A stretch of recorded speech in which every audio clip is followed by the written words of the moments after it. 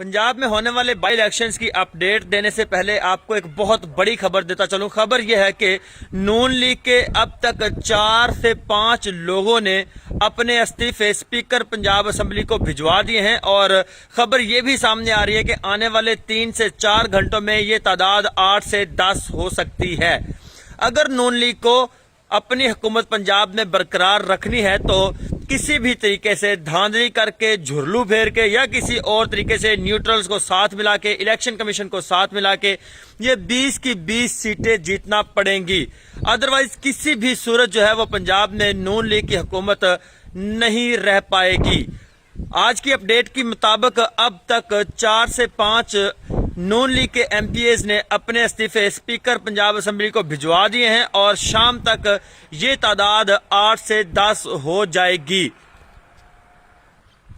और अगर हम बात करें बाई इलेक्शंस की तो अब तक की सूरत हाल के मुताबिक तमाम के तमाम पोलिंग स्टेशन पे, तमाम हलकों में पोलिंग जारी है और एक मसला पेश ये आ रहा है कि 18 से 35 साल पीटीआई के वोटर्स के वोट जो है वो किसी दूसरे हलके में ट्रांसफर कर दिए गए हैं, जिसकी वजह से पीटीआई के वोटर जो हैं अपने वोट कास्ट नहीं कर पा रहे।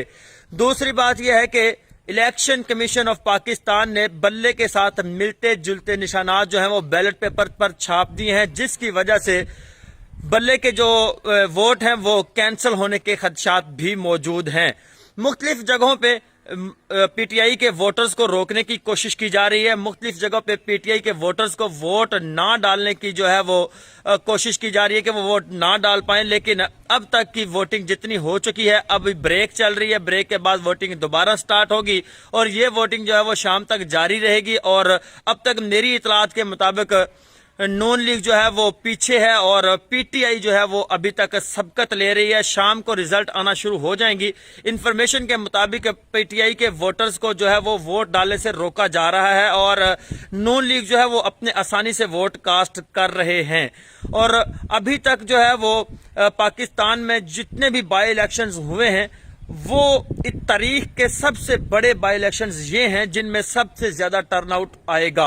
70 के करीब टर्नआउट आने की उम्मीद है। 70 के करीब अगर टर्नआउट आता है तो पीटीआई जो है वो ये इलेक्शन इजीली जीत जाएगी। हमारी इंफॉर्मेशन के मुताबिक 10 से 11 सीटें ऐसी हैं जहां पे वन साइडेड मुकाबला होगा और बाकी की 3 सीटें ऐसी हैं जहां पे आजाद उम्मीदवार के साथ टफ मुकाबला होगा और उसके अलावा जो है वो नून लीग और पीटीआई के दरमियान 5 सीटें ऐसी हैं जहां पे सख्त और टफ मुकाबला होने की उम्मीद है।